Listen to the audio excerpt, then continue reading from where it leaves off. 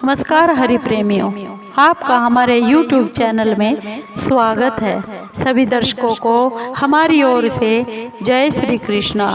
हरि प्रेमियों, कैसे हैं आप? उम्मीद है आप सब अच्छे होंगे। आइए आज का प्रसंग शुरू करते हैं। आज का प्रसंग है पूर्णिमा और अमावस्या, दो बहनों की कथा। हरि प्रेमियों, अगर आप हमारे चैनल पर नए हैं तो प्लीज़ चैनल को सब्सक्राइब कर लीजिए और बेल आइकॉन को ज़रूर दबा लीजिए ताकि आप तक हमारे सारे नोटिफिकेशन पहुंच सके। हरि प्रेमियों, आपका एक भी सब्सक्राइब हमारे लिए बेहद मायने रखता है।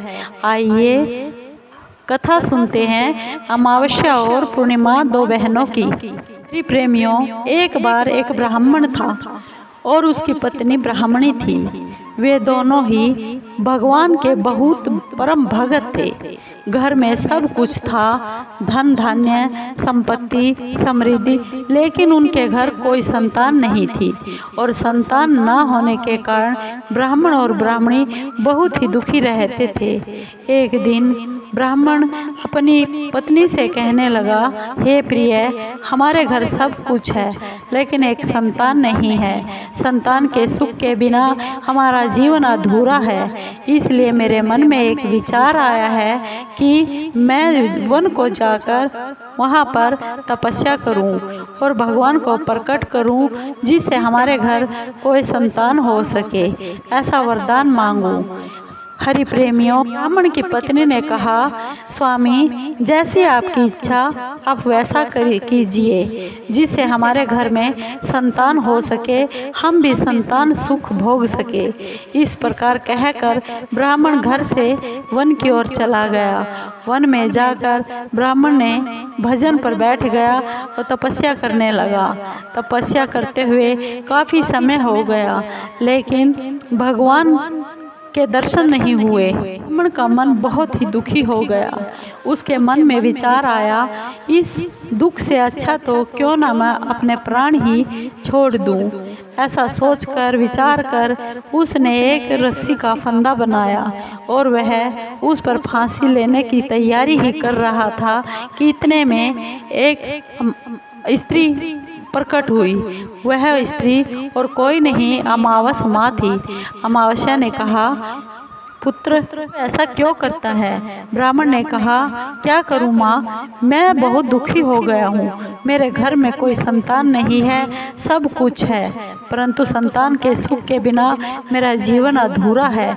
इस कारण मैं बहुत दुखी हूँ और मैंने भजन तप किया है लेकिन मुझे कोई भी संतान देने वाला वरदान नहीं मिला।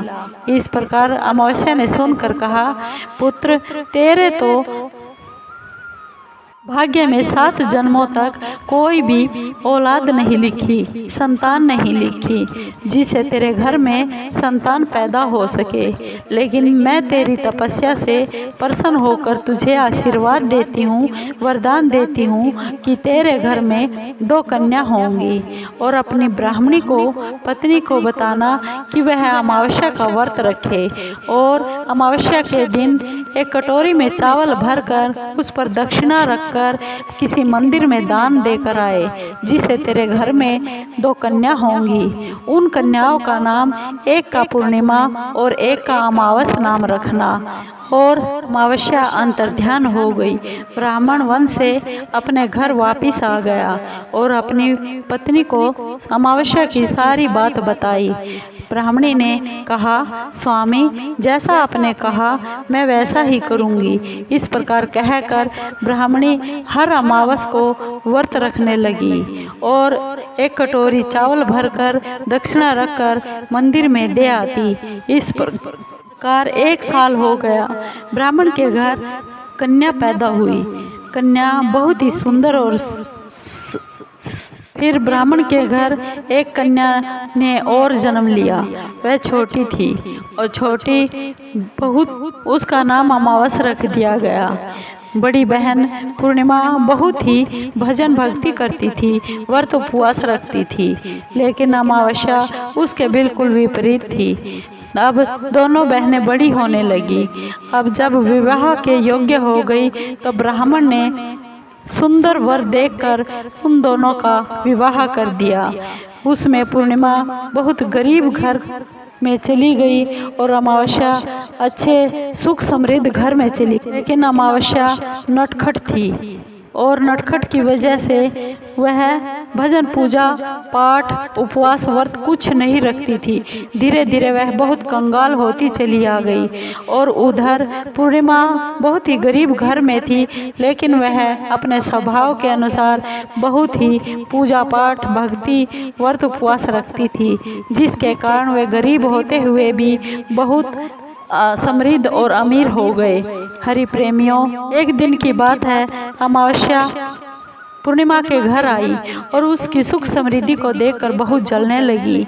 इससे पूर्णिमा ने अपनी बहन की विचार को जांच लिया और उसने अपनी बहन को कहा, बहन तुम भी अमावस के व्रत रखा करो और एक कटोरा चावल भरकर किसी मंदिर में दक्षिणा न रखकर देकर आया करो।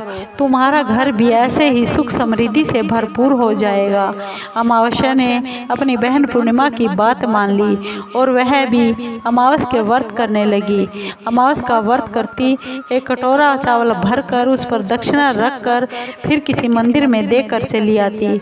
इसके बाद वह भी बहुत धार्मिक विचारों वाली हो गई और उसका घर भी धन धान्य और सुख समृद्धि से भरपूर हो गया। हरि प्रेमियों, आपको ये दो बहनों की कथा अमावस्या और पूर्णिमा की कैसी लगी? अगर आपको ये कथा अच्छी लगी हो तो प्लीज़ चैनल को सब्सक्राइब कीजिए, लाइक कीजिए, शेयर कीजिए और कमेंट ज़रूर कीजिए। धन्यवाद दोस्तों।